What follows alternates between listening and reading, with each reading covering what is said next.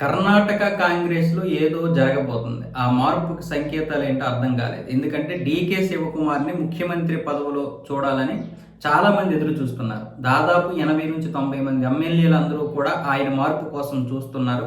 సిద్ధరామయ్యకి వ్యతిరేకంగా ఉన్నారు. సిద్ధరామయ్యకి వ్యతిరేకంగా ఉన్నారా లేదా పక్కన పెడితే వీళ్ళందరూ కూడా డీకే శివకుమార్‌కి అనుకూలంగా ఉన్నారు. అధిష్టానాన్ని కూడా రిక్వెస్ట్ చేస్తున్నారు. ఆయన్ని సీఎంని చేయండి. సిద్ధరామయ్య గారు ఇప్పటివరకు 2 సార్లు చేశారు కదా!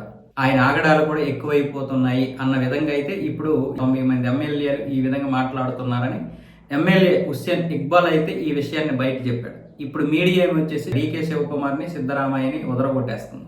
మార్పు ఉంటుందా, ఎందుకు మీరు ఢిల్లీ వెళ్తున్నారంటే, నేను ఢిల్లీ వెళ్ళడానికి దీనికి సంబంధం ఏంటి, నేను ఉప ముఖ్యమంత్రిని, అలాగే కర్ణాటక రాష్ట్ర పార్టీకి అధ్యక్షుడిగా ఉన్నాను కాబట్టి నేను ఢిల్లీకి వెళ్ళడం అనేది సర్వసాధారణం. మీరెందుకు అత్యంత ఉత్సాహం చూపిస్తున్నారు? అతి ఉత్సాహం చూపించకండి, జరగాల్సినవి జరుగుతూ ఉంటాయి అన్న విధంగా ఆయన మాట్లాడుతున్నారు.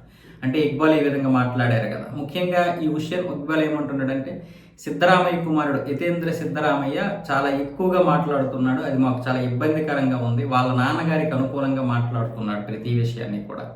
వాస్తవం అక్కడ లేదు, అంతా కూడా వ్యతిరేకంగానే ఉందన్న విధంగా ఇక్బాల్ మాట్లాడుతాను. అటు సిద్ధరామయ్య ఏమొచ్చేసి రాజ్యాంగానికి విరుద్ధంగా దాదాపు 149 మందికి క్యాబినెట్ హోదా కల్పించేశాడు. ఎవరిని అసంతృప్తి పరచకుండా, తన యొక్క సీఎం పోస్ట్కి ఇది రాకుండా, సీఎం పోస్ట్ ఎక్కడ పోద్దు అనే భయంతో అలా ఎవడైనా చేస్తాడా?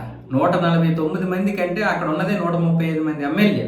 అందులో కొంతమంది ఎమ్మెల్సీలకు కూడా ఈయనేమొచ్చేసి ఈ క్యాబినెట్ హోదా ఇచ్చేసాడు. క్యాబినెట్ హోదా అంటే ఇప్పుడు ఎంత డబ్బు వృధా.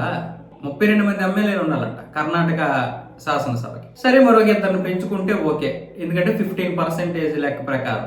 కానీ అక్కడ అలా లేదు కదా.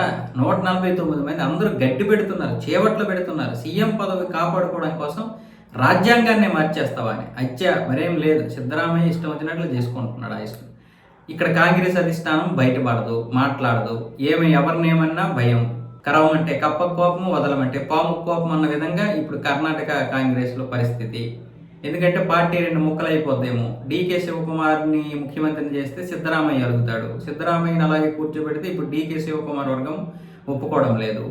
ఇలా చేయకపోతే వాళ్ళు రేపు పొద్దున బీజేపీలోకి వెళ్ళిపోతారు. ఏం చేయాలో తెలియని పరిస్థితిలో కాంగ్రెస్.